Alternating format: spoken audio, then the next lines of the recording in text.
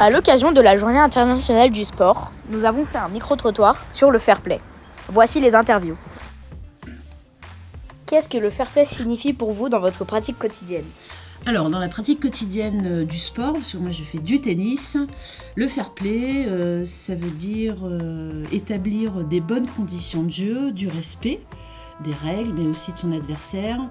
Et puis, le fair play, pour moi, c'est aussi dans le sport, s'amuser en fait. On y va pas toujours pour gagner.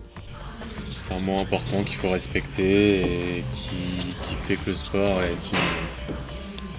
promeut des belles valeurs.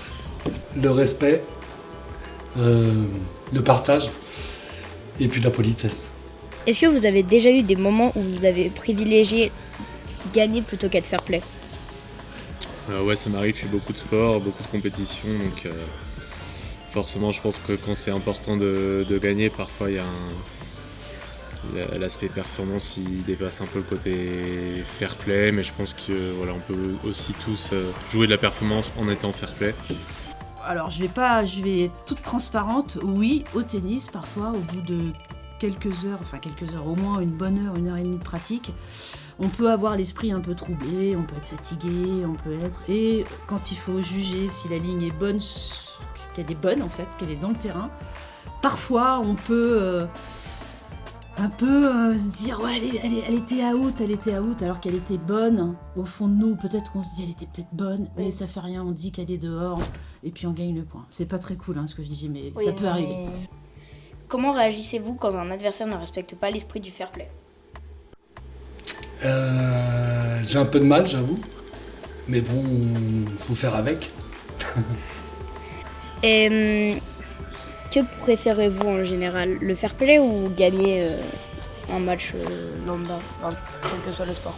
Alors ça dépend, si je fais du sport en compétition, que je cherche un peu une bonne place, une performance, là je vais quand même essayer de gagner, mais si tu fais du sport avec des potes, dans un esprit un peu plus tranquille, je m'en fous souvent de gagner, c'est un peu le côté fun et fair play qui compte, mais après voilà, comme je dis, il faut essayer de garder le côté fair play même quand on essaye de gagner. Pensez-vous que le fair play est aussi important que la victoire et pourquoi ? Alors pour moi c'est deux choses différentes. On peut très bien, évidemment quand on gagne c'est vachement facile de rester fair play. Par contre quand on perd c'est plus difficile, donc je sais pas, je pourrais pas dire. Parce que c'est quelque chose de noble d'accepter la défaite.